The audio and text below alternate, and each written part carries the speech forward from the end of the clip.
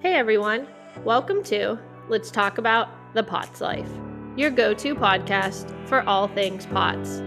Whether you're living with POTS or supporting someone who is, this is the place for you.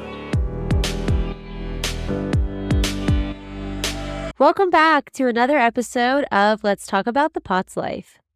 This episode this week is so fun for us because we not only have a POTS patient, but we have a POTS patient who is a good friend of Britt and I. We grew up together, so Lauren is joining us this week. Hi guys, I'm super excited to be here. Kind of crazy that it's been probably 15, maybe even 20 years since we played. Probably. But crazy how everything always goes full circle, and here we are. Yeah, we're super excited to have you today. Not that we're super excited you have POTS and you're on this journey with us, but it's a great time for us all to reconnect. So thanks again for being here. It's crazy how this came about. I was diagnosed with POTS, kind of shared my story, and Lauren will tell you more about her story, but she was kind of struggling behind the scenes. And then I think, right, Laura, it was a post that I put out and you're like, Yeah. wait a minute, this might be what I have. Yeah, I think it was one of those kind of like, what is POTS? And it was just like an image that said all these different symptoms. And for so many years, I was searching, like, why is this happening? Why is that happening? And everything wasn't a check mark for me, but pretty much everything except for one thing was. So I reached out to Kelsey and I was like, hey, how are you? Haven't talked in a while, but I swear this sounds like me, to a T. And actually, even more full circle, I think Britt and I had met maybe probably right after college. And I met with her about nutrition because I had always eaten relatively healthy. I did have they thought I had celiac for a while, so I was gluten-free. And I just met with her because I was like, I still play soccer. I run almost every day. I'm working out.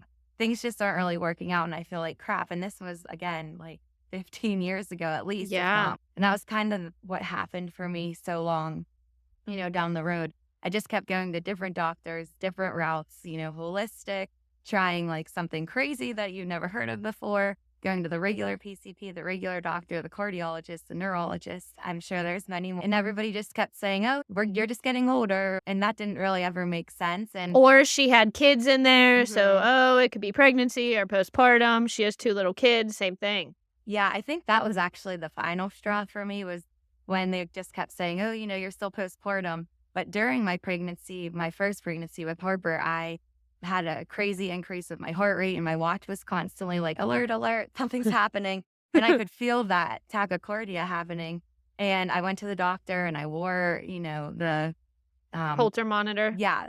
And they were kind of like, yeah, it's just probably pregnancy, we'll monitor. And then it was just that constant cycle of I would get blood work done. They would say, oh, these 2 things we need to watch and we'll monitor. But there was really never any actual monitoring going on other than me thinking I was crazy or I just really was getting older and out of shape. But I just kept plugging along and trying all the things that I had been and nothing worked. And I just got to the point where I was like, well, I guess this is life. Like, I guess this is just how I feel. I remember, Lauren, when we met and we went through nutrition and activity, and I was at a loss because everything you were saying was checking all the boxes. And that just goes back to show that POTS is like so multifaceted. If you can control one thing, it doesn't mean that everything else is going to fall into line. You had nutrition, you had a great handle on it, but it was also not getting to the root of what was really going on with you in your body.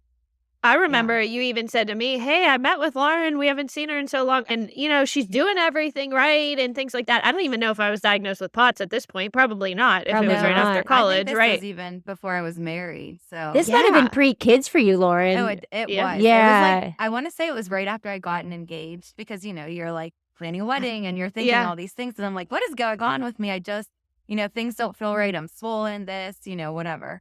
So of course I'm like, okay, how can I fix that? And nutrition was like my first thought. So Lauren did so many things right. She was working on with the right exercise routine. She was watching her food. She was seeing all the doctors and everything just wasn't adding up. So when she sent me a message and said, hey, I think this is what I might have, what do you think? So she is different. She is not on the app. She comes in office because she's local to me. And when she came in that first day, as I'm looking at everything and I'm like, man, you check every box. Lauren probably falls into, and I know we haven't like dived deep into this, but into more of a hyperadrenergic POTS type category. So I don't put too much into trying to get to the bottom. I mean, that's a physician standpoint of what type of POTS you might have. And so many symptoms overlap. You'll hear these different types of POTS. If you look at a Venn diagram, you have symptoms that go in each category, right? So they overlap and change. But Lauren tends to sit more towards the hyper POTS. All of us have adrenaline running. She has even more. So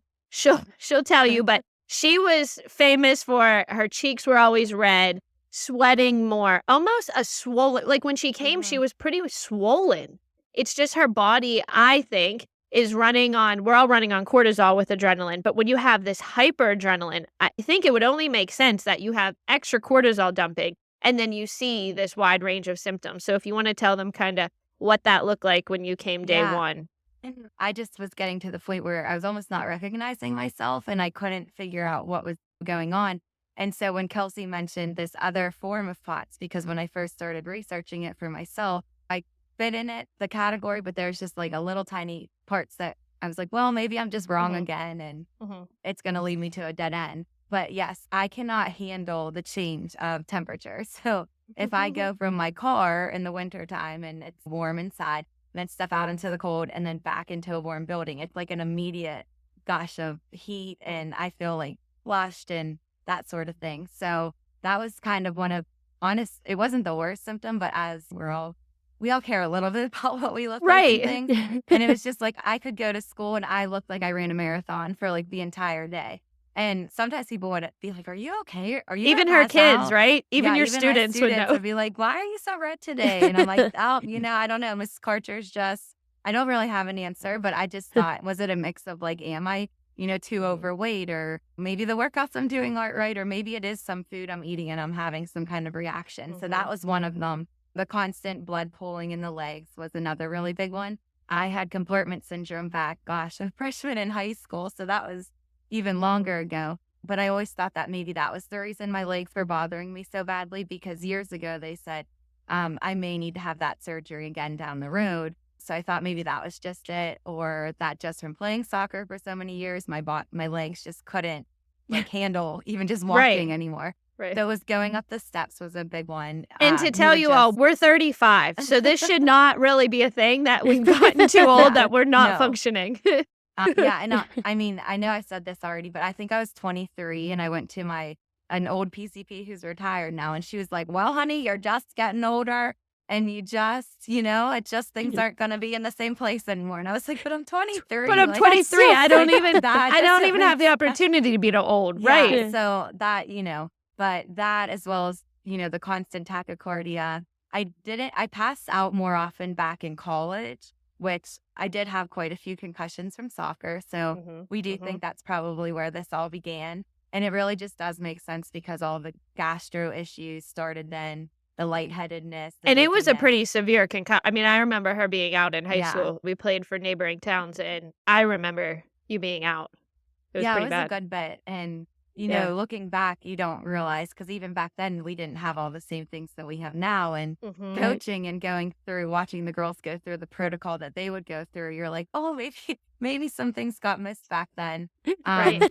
But yeah. And then I think it was like my junior year of college, maybe, is when things really took a toll. And I had another concussion and I just had migraines every single day. And for a while, I thought maybe I just have a really bad, low pain tolerance, because how is this normal to have this many headaches? And no matter what medication I was on or we tried, it just wasn't. And passing helping. out. It's just crazy how much is missed. And my mom actually took me to the emergency room once because my pupils were so dilated that they didn't think it was safe for me to drive to the emergency room. And this is only a little bit ironic, and I know I'm smiling and laughing about it. But it was Dr. Seuss week, which it is right now. And it was the day that was I can read with my eyes shut, and my eyes were bonkers. And one of my coworkers was like, this just, you just don't look good. Is anything else wrong? And I was like, I can't really see. I was having those aura headaches or migraines. And so my mom took me to the emergency room, and the doctor came in and he was like, oh, you shouldn't be here. You're too smiley. You're too happy. There's no way you're in that much pain. And he kind of dismissed me and we left. Well, then I ended up having to go back a couple weeks later, same issue. And the same person walked in and he was like, oh dear, I definitely recognize you. So long story short, he left and a new doctor came in and they said it was a micro stroke. that I was having because of all the issues. And whether or not that was, the case, I went and had some MRIs and just kept getting answers like, this could be the start of lupus, but we're not sure. Or Oh, like, right. there's some spots here, maybe it's MS, but we won't know for years. And it was just, again, I'm 20 at this point. I think I was 24, so 1 year later. And it was just Crazy. like, well, that's like really big medical terms to tell somebody and then just let them loose. So be so open-ended. Yeah. Well, maybe. So I didn't see Kelsey until I think last year, really. It was like Yeah. a year and a half ago. Mhm. So Mhm. 33 now at this point. So literally 10 years after trying to find something. I mean, it was even longer than that because college, I was definitely looking for answers. But yeah, and just never got one until I reached out to Kelsey and here we are. After Lauren came in office and I took a look and we kind of did some vitals and different testing, I'm like, you need to see cardiology. Yeah. And that is when she saw cardiology and they gave the diagnosis, correct? That Yeah, they during your didn't visit. actually even do the tilt table test because I guess everything was so obvious. And I think in a way, because I had kept such good records and had all this information, I kind of took all the guesswork out for them, I guess. Mhm. And I was really grateful to my cardiologist because she was not dismissive or like she totally agreed and believed everything. And with her medical knowledge, of course, too, not just believed it. But Yeah. and she actually had recently seen a pamphlet that Kelsey left in the office. And she was like, this is becoming more common. And she was just wonderful. And I could call and ask questions. But unfortunately, she left the practice. So now I'm on the hunt for a new one. But at least at this point, I have the diagnosis. I'm working with Kelsey and things are improving. Definitely just feel much better in general.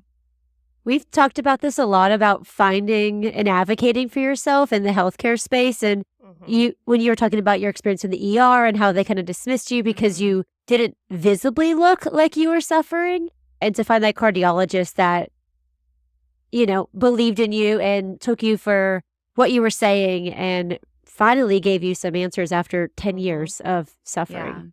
Yeah. It's so important to find that right team and find somebody who listens. And like we always say, Lauren having that objective data, subjective too, in terms of describing symptoms, but objective that she could take heart rates and be like, look, this is what I'm seeing. This is what my heart's doing. This is the history I have with passing out. So really just being prepared when you head in and finding the right physician is so important. Yeah, definitely. And again, if I didn't have you in this situation, I would have never been here because really you just pushed me to find those answers. And also just having a story to relate to was like the biggest thing. I know when you guys first asked me to be on here, I'm like, who wants to hear me talk? I mean, I could talk to a wall about anything, but then I was thinking about it a little bit more, as we were getting closer. And I was like, just getting your story out there because somebody else can relate to it. Somebody. And I've even just had some coworkers whose daughters are kind of in a similar situation, just ask some questions. And it's just kind of like that wasn't even there 2 years ago, other than you. And now it's becoming so much more well known in the area, even if not everywhere. It's true because now it's getting out and they need to hear because so many people, yes, they can relate to me, but you have other symptoms that they can relate to you or just hearing, I think normal people being affected by this is so important. Now, when she got her she got her diagnosis and then we started in office and she did biking and all the things we meet early morning. And now we are, I would say, I think we're in month 8. Yeah. Is that right? Yeah, we're in month 8. And can you kind of talk a little bit about, obviously we know the flushness and the cheeks and all the things that were day 1, but what that journey looked like for you from month 1 to month 8 and maybe even tell them your latest win and going to Disney World feeling good. So when I first started, I had been working with a personal trainer, also with nutrition, because again, I was like looking for She was everything. trying. Right. And he was so wonderful and gave so much information. But it was like Britt said at the beginning, he kind of hit a point where it was like, you really are doing all the right things. And that was, I had already reached out to Kelsey, but I didn't like fully go jump in. And I was like, okay, this is like the 10th person who's like, you're pretty much doing everything right. I was feeling a little bit better, but still constantly exhausted. So when I went to Kelsey, I just stopped everything, like stopped working out, stopped just all the extra things that I was doing because I wanted to see exactly what she was recommending and do the things by the book, not add in like any other outliers or, things like that. Because you could work out. Like she was doing Mhm. it, but then she was getting that exhaustion after, which is what we see. It's not that she couldn't go. She was, but then as we move through, she'd be like, well, now it makes sense that I would do this type of exercise and then I would feel this type of way. Yeah, I was doing more like that high intensity, like high interval training. And I would go home and I would just feel like dead for, ever. Yep. And I just felt dead. And I'm like, this does not make sense. Like, why do I not feel better after working out? But it was just like I was doing the wrong types of working out. And so when I started with Kelsey, and it was I'll never forget the first day I got on the bike. And I thought I was going as slow as possible. And she's like, no, still slow, still slow. And I'm like, and so in my head, I'm like, listen, I trust her because it worked for her. But I'm like, there is no way how. And then I'm also sitting there like, well, now I'm going to gain 80 pounds. Yes, she was I'm spiraling. so slow that I just don't understand how it's going to work. And my heart rate was still bonkers at that time. So, I mean, it was like, I can't even replicate the pace that I was going. We had to go her heart rate was and high. it just like would go like that. And when I would work out prior to starting all of this, the first like 10 to 15 minutes, I probably did feel like I was going to pass out because my heart rate would just not 0 to 60, but in terms, Essentially, yeah. like that was what was It would happening take off. with it. Like it would just start and be at the max instead of like gradually working up to there. So I should have known that wasn't normal either. But I always just thought, oh, high heart rate, that means I'm really getting it good today or whatever. So that's how we started. And I just remember being like, well, this is so simple. Like I can piece together a couple days at once. If I miss a day, at first I took it seriously, but I was like, well, if I skip a day here or there, but then I was like, no, I need to make sure I'm following this because, all these other things I've tried, all the other money I've spent, like I have to stick with this. And I was like, Lauren, I can't be spending this money and not following through. So I made sure that I was following all the things and reporting back. And honestly, within a month, I would say I was already noticing a difference, which I know that can fluctuate for people. And then, of course, I think I started, I want to say back in like September or October. It was like the beginning of I the remember school the year. fall, because it was toward the end of the year. I remember. And everything is always for me. I always have a really great summer because there's less stress just because you're not at school and I love my job. Weather's normal and steady. And so things were looking really good. Well, then good old like November, December roll around. And just like the gloom and doom of that time and how they say in the autoimmune world, like that's just not always the best time for people for whatever reason. And I was getting like nervous. Am I not doing something right? But I just kept plugging along there. Kelsey and I at like 7 a.m. solving the world's problems. Is like we would. Felt. That's our meeting time. It was just the two of us. So it kind of felt like therapy at times too. All kinds of therapy. But then like once my numbers started increasing and I started doing more on the bike and the exercises, I remember when I started doing some weight training that felt more, I don't want to say real because I'm not knocking any. No, it's true. In the beginning, I'm like, okay, get on the bike, go very slow and do 10 straight leg races. 10 minutes. And they It's look like at me 5 sideways. minutes, 10 minutes. Yes. And I'm like, wait a second. But whenever it finally felt like, oh, this is like a real workout. And just everything started getting better. And Kelsey had recommended watching a podcast. And something that they said was something ironically that I said to her a little bit beforehand. But there's so many people that you see on different Facebook pages or that have POTS and they end up just falling into this pattern. And I get it. We all have really hard days. And there are days where it feels like you're lifting your leg up to like get up the stairs or something. But if we're just sitting here not doing anything, like the body at rest stays at rest. So if you're not following through, even if you're not following Kelsey's program or your program, just getting up and trying to move a little bit. Because even when I was pregnant, I remember I was so sick and I would bundle up because it was wintertime and I'd shuffle outside during lunchtime because that was the only thing that made me feel the tiniest bit better. And there are days where I wake up and I've done it to you where I'm like, yep, not coming in today. Like can't do it. The headache's too bad. Like my body, everything just feels terrible. So I know it's true. You need to listen to yourself. But you also do need to be pushed a little bit to make sure that you're doing these things it's science. It's proven to help your body. And if you're not following it, like if I just showed up and didn't actually do the exercises at home, one time every 2 weeks is not going to solve, this issue. It's something that it becomes a pattern. It becomes a lifestyle. And that's the biggest thing that I think people are not buying in because they just want it fixed like that. I mean, that's the Don't world we all, live in. right? Yeah. That magic wand. I mean, gosh, Britt, even when I saw you years ago, I was like, oh, I'm going to go see her and I'm going to get this and then it's going to be wonderful and I'm going to everything's going to be fixed. There's this piece coming from Kelsey and the nutrition piece coming from Brittany and just like your own personal motivation, keeping your mindset right, because it's so easy to fall into that dark hole. But it has been very consistent for months now. Oh, yeah. And I just feel so much better. And seeing all the different patients that come in, it is kind of like a little community there. And you hear different things that you're like, oh, that happened to me. I didn't even realize that was something that was a part of POTS. But yeah, so as far as wins, just being able to, I know this might sound silly, but my daughter and son like love to play Barbies and cars, which you're like on the floor for. And I remember having to like hold up my upper body while playing, and I never thought much, but it always hurt. And I just again was like, oh, my back, like all these things. You're getting old at 23, old. right? And now I'm not saying every time I'm down there on the floor, I'm not like, hold on, I need a minute to get up. Yeah. But it just feels totally different. I don't have that like blood rush occur that used to happen. And then my biggest win is we're a Disney family. So Kelsey and I talk about that all the time. That's our 7 a.m. morning Disney chat. Yeah, but we just went to Disney again in January, and this was the 3rd January that we have gone.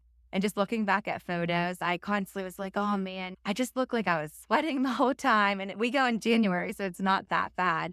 And this past time we went, it was like the first time I went where my legs weren't that thrush, that super red, hurting all day long type of thing. My face wasn't beet red at times. Maybe if I was like booking it to get to the next ride, to my next ride or get my next lightning lane. But it was like the first time that I went where I enjoyed every single aspect, and I wasn't like, okay, am I going to need to make sure, did I get enough water? Of course I have to make sure I drink enough water. And that oh my gosh, what are they called? The electrolyte. Oh, thank you. The electrolyte. I have them like literally like right here on my desk. Yeah. I got it. So I'd use those constantly, but it's just like everything finally is falling into place that it's not the first thing I think of every single day.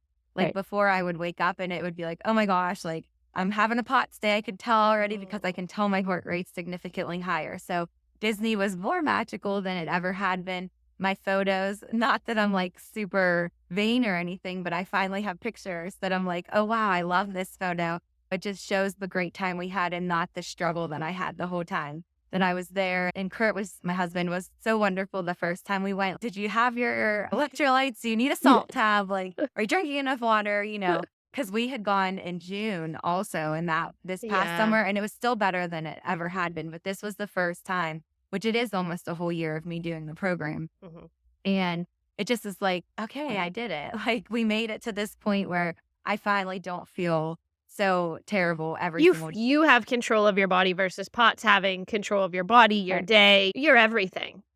Yeah. And of course, there's still days. I know we talk about this all the time, but doesn't even just the average person wake up sometimes and say, oh man, it's a rainy day. I'm just going to have not the best day. Like my aches and pains from playing soccer or something else are going to be a little bit worse today. You know, that's everybody. So I think you also have to get yourself out of the woe is me mindset. You have to. Which I do think I did a pretty good job of doing leading up to it, because so many people didn't even know, other than like my red face. Yeah. No, they didn't. Problem going on. So for the longest time, I think people just thought like, oh, well, there's Lauren. She just really let herself go. And then I think people like when people heard I still played soccer or that kind of stuff were just like, oh, wow, I didn't know that. And well, anything you see and then we talk about this all the time, just Instagram is a good description, right? You coach soccer, you have kids, oh, you're busy, you guys own a business. Wow, she has everything going. But on the inside, Lauren was struggling day to day, which is so true for so many. And just because you're not vocal about it and it's not out there, so many people just, oh, her life's so perfect. But really, they have no idea the struggle going on behind the scenes. Right. And now that I have all this information, I did this past summer have lots of like hormone blood work done in different panels and found out a few more things that I was allergic to. So I know nutrition is a huge piece of everything too. So I'm excited, Brittany, to like moving forward, take another step in that direction. And it just, they say everything is intertwined, but it really truly is. Truly is here. Especially with POTS. Yeah. And just, of course, there's also like underlying things or other symptoms or issues that you could have. I know, Kelsey, we talked about the mast cell being an issue, and I do definitely fall into that. So I do have a cardiologist appointment. Hopefully it'll be my new cardiologist. We'll see coming up here. So that'll be something that we talk about just because once you fix like one piece of the puzzle, it's almost like I'm addicted now to like, okay, what else can I do? Yeah, and to like how else filling can it I get, in. yeah, Yeah. even But better because you don't know what to fill in until you start to Mhm. get things worked through. once you get a taste of feeling better, and then you do kind of have a setback or something that happens, which could be environmental, it could be something you Mhm. ate, it could be Yeah. a stressful day at work, any of those things, then you start to question, like, oh my gosh, am I still on the right track? Did I do the right thing? Maybe I don't have POTS, and I Mhm. do. I know I do. Yeah. But like, there's still those moments. I know even just the weather changes that are happening, Oh, like, for really sure. throw me off too. Yeah. It's gonna be 60 here on Wednesday and Yeah. then 30. So like Yeah. that's gonna be great. So Yeah. I think that's definitely when even just my own heat resistance or that kind of thing like really acts up. So like when I have consistency for a while, I think I'm able to regulate myself. But then there's days where I'm like, oh boy, here it comes. I know it's happening. And that I know it sounds stupid because that's definitely not the worst symptom. But for me, I just feel like it takes over my whole entire body and I can't like function versus the other things. I'm like, oh, I have a high heart rate. That'll just come and go.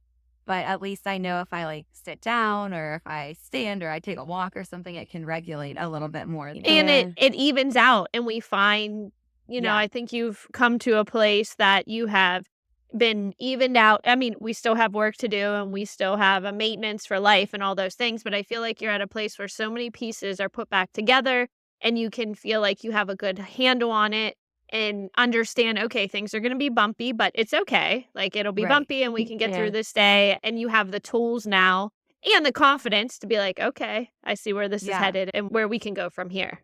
And Yeah. talking to you today, Lauren, if you're not watching us on YouTube, there's a sun behind Lauren in the background. Yes. And talking to you today, I just see that you were always such a bubbly, excited person. And I see that back in you, which I think was missing when you didn't have a diagnosis. So I think that's the sun behind you is like a perfect analogy for where you're at.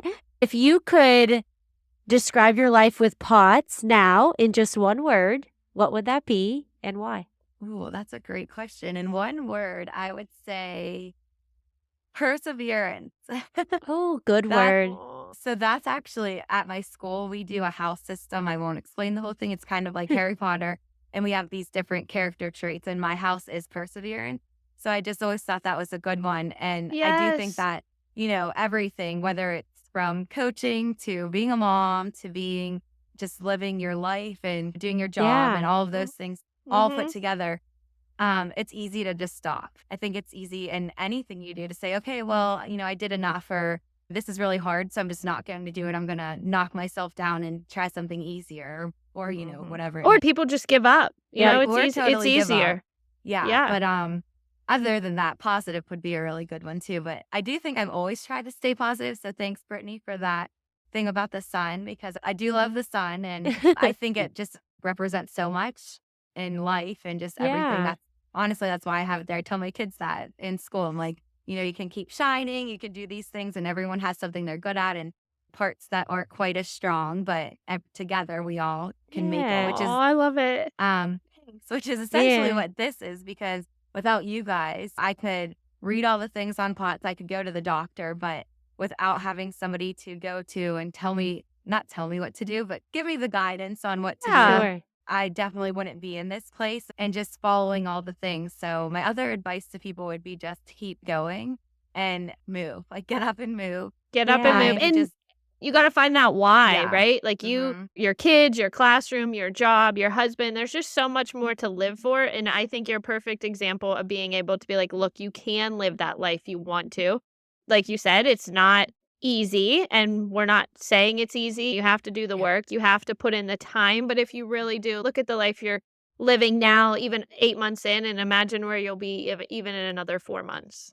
Yeah, and mentioning like what you said, Harper sometimes would say to me, "Hey, mommy, do you want to do this? Or are you sick today? Or are you too tired?" Oh, my And heart. the other day she said, "You haven't been getting sick." And not that she really even Aw. knew, because I thought I did a pretty good job of like But masking it. they know They they do. see everything. But yeah. like I said, playing Barbies when you're just like laying there on the ground. And I had another person that I coach in soccer, their son, and she was like, "I have a coworker that has POTS, and I would never have known because you're out here with these kids and all of this stuff." And that was kind of my response to her, was like, you just have to. And Yeah. this past year we had a lot of unfortunately, deaths in our family. And there was something that somebody said was like, I get to. I get to do this every day. Yes. I get to wake up and have that choice of, do I want to do my workout? Do I not? Do I want to play with my kids? But like, I get to do this. I get to wake up and decide how my day is going to be. And there's so many people who don't have that.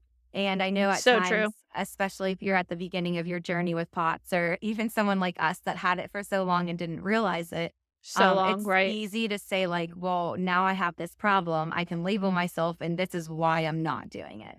And I know I've been in that mindset before, and even wake up on a Saturday and I'm like, I don't want to do anything today.